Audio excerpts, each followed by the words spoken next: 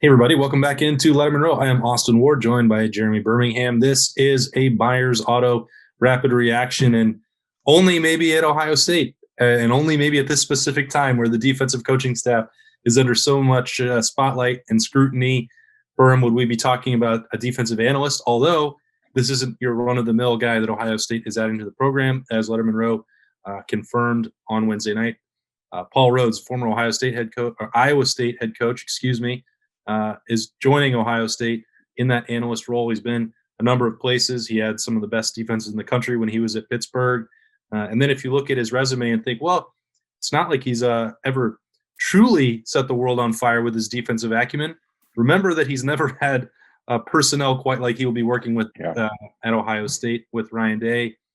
That's sort of the context here for this position now. Ryan Day talked about it a couple of weeks ago that he was looking for a coaching veteran to serve in one of these roles that have become more popular with programs like Alabama, Clemson, SEC programs. This sort of fills that Greg Madison role in one way, in that he is a longtime veteran, respected defensive mind, but he also won't be in an on-field role. That's the difference from Greg Madison. So I don't know. I don't know, man. He's also not like 70 years old. He doesn't have the NFL experience that we initially thought the Buckeyes were going to be looking for, but he is a 7-year head coach in a Big 12 program. He's a guy that has obviously been around the block. He knew Ryan Day very well. He's had a stint at Ohio State back in the 90s. He's a guy that coached with Jeff Hafley. Like, there's a lot of shared philosophy stuff. I think it makes sense. And I think, and we'll talk more about this, I'm sure, but like, in the event that Al Washington decides to take the Tennessee job, Paul Rhoads could be a pretty overqualified candidate as a linebacker coach, while you then look at someone else. So I think right now it's just kind of trying to fill in some spots. And certainly, like I said, he makes sense in a lot of different ways, except for the fact that we had initially thought that this hire could be an NFL guy. But if you can get a guy who's a 30-year college vet, why worry about an NFL guy? Yeah, I crammed a lot into that intro for this because I thought, it's an interesting hire, and I wouldn't have thought there'd be any sort of negative reaction to it. But that one of the first comments that we got was, well, this guy's had some terrible defenses. And yeah, Arizona wasn't that great, but Ohio State's not looking for somebody to come in and be the defensive coordinator. They're not even looking for Paul Rhoads to be a position coach. He won't be working on the field with people. He's going to be scouting future opponents. He's going to be breaking down film. He's going to be looking for tendencies. He's going to be mentoring coaches behind the scenes, which with Matt Barnes and Parker Fleming, with two on the younger side of coaches, that's what you want. It's if you were looking for a defensive coordinator savior, Paul Rhoads would not be the guy. And as you said, maybe he would be overqualified if you even want a position coach. That's not this role that he's being asked to fill at this point. No, it's not part of the plan, but I like to have contingencies in place. It's just the way that my brain operates. We're still waiting on Al Washington, but what you get out of Paul Rhoads is, like I said, a 30-year college veteran, a guy that's been around. He's been in the Pac-12, he's been in the Big 12, he's been in the Big 10. He understands the nature of college football and the way that the game is changing. And it was very clear from the start when Ryan Day decided to promote Parker Fleming that what they were looking for was someone who understood scheme and somebody who could help put the defense into perspective, not necessarily somebody to help coach it or to change anything with, schematic stuff. He's a guy that's there to watch other schools and see, okay, this is what they do. He's looking for tendencies. He's looking for game plan stuff. He's not going to come in and upset Kerry Combs' scheme or Ryan Day's scheme. Okay, so the other part, obviously, that this goes hand in hand with, and maybe we'll have to do another Buyers Auto rapid reaction by the time this is over. Who knows? Although it has dragged on at this point for a little more than 72 hours. Al Washington is the big, hanging chad here that must be determined. He's had that offer from Tennessee. Lettermen Row sources, both here and with knowledge of Tennessee's offer, have indicated that it would be $1.5 million, the coordinator role, a 3-year deal to go down to Tennessee. That has been countered by Ohio State, not financially. They cannot and will not. I guess they could. They will not match that offer from Tennessee financially. What they will do, again, sources with direct knowledge of the discussions with Al Washington. He would become the run game coordinator for Ohio State. There is an enhanced financial package. I do not know, as we sit here on Wednesday night, what exactly would be in that new contract. I know that it won't be $1.5 million. He's going to get a chance to stay with a program that can compete for national championships, work with an experienced coach in Kerry Combs, help alongside to coordinate, but not be a co-defensive coordinator necessarily, although he would have his responsibilities there in the front seven. Gets to stay in his hometown and probably in a year's time get a much better job than Tennessee. Those are the two things that are on the table. It would be unfair of me to say that it's leaning one way or the other because I think it is a difficult decision, although there are people inside the Woody Hayes Athletic Center that believe that when Al Washington has come to work the last couple of days, that he's doing so intending to remain.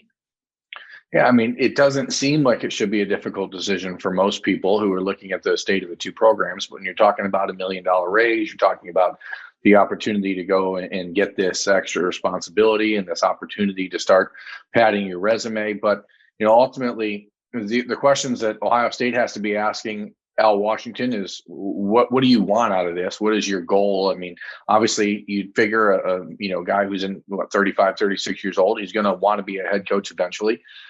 There is going to come a point where he's going to want and need an opportunity to be a defensive coordinator.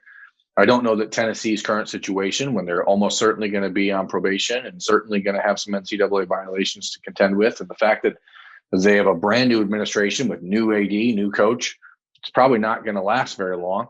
But at the same time, you have to ask, does Ohio State believe that he's ready to be a guy to be a tagged co-defensive coordinator? And I don't think that that's the case. And I don't know that even Al, if he's being honest with himself, would probably think that that's the case. But it is an opportunity, and you don't want to pass those up when you get them. So it's back and forth, as we've been reporting since the beginning of this week. But as you and I both know, this actually started last Thursday. So we're going on a week, almost 7 days of this back and forth where he's been the primary contender and the primary target for Tennessee. And so clearly it is not an easy decision.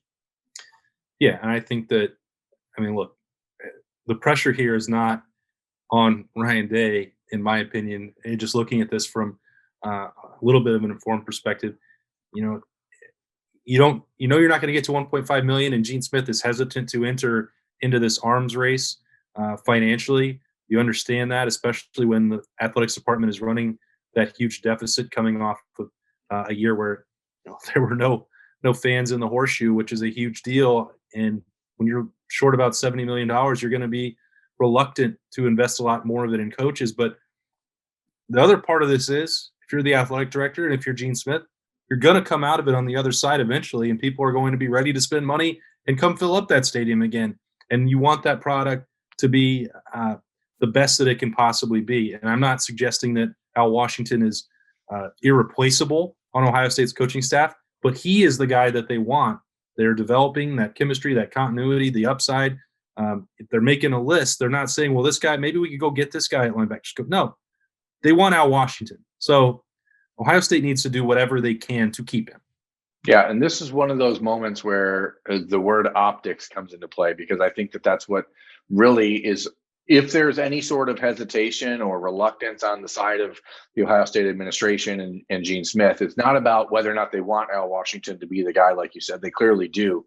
Otherwise, they wouldn't even be engaging in these conversations over these last 5 days. But this is about optics, is how does the university move forward in a school that is clearly in a part of a conference that has clearly been trying to promote that it is about more than just sports in the last year. How do they stand in front of people and say, hey, we have a $70 million deficit, but we're going to increase this coach's salary by $500,000 or more. So it is that weird catch-22 for the university. But Ohio State football is bigger than Ohio State's academics, and until the school starts to really understand that. Alabama, we talk about them all the time on the show, but Alabama understood that the best way to increase their enrollment and increase their endowments and increase their money was to let the football program be the face of the school. And Ohio State it seems like at times actively works against that from happening. And while this seems like a minuscule thing, a raise for a linebacker coach, it's just sort of a big picture thing about what is going on in the state of the Big Ten versus the SEC. Yeah, it's hard to use a linebackers coach and a defensive analyst as a litmus test. But when you're in competition and in comparison with Alabama and Clemson, and you want to compete on a level footing with them, then you have to actually stand on a level footing with them in terms of your investment and your commitment.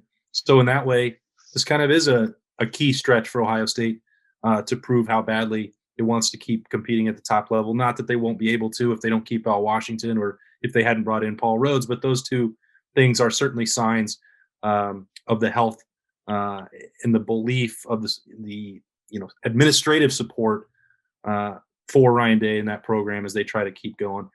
We don't need to talk about it much more than that because we probably will when Al Washington makes a final decision about what he wants to do moving forward. So we'll wrap things up here on Rapid Reaction. It's brought to you by Buyers Auto. He's Berm. I'm Austin Ward. Stay with us for full coverage of the Ohio State Buckeyes all year at LettermenRow.com.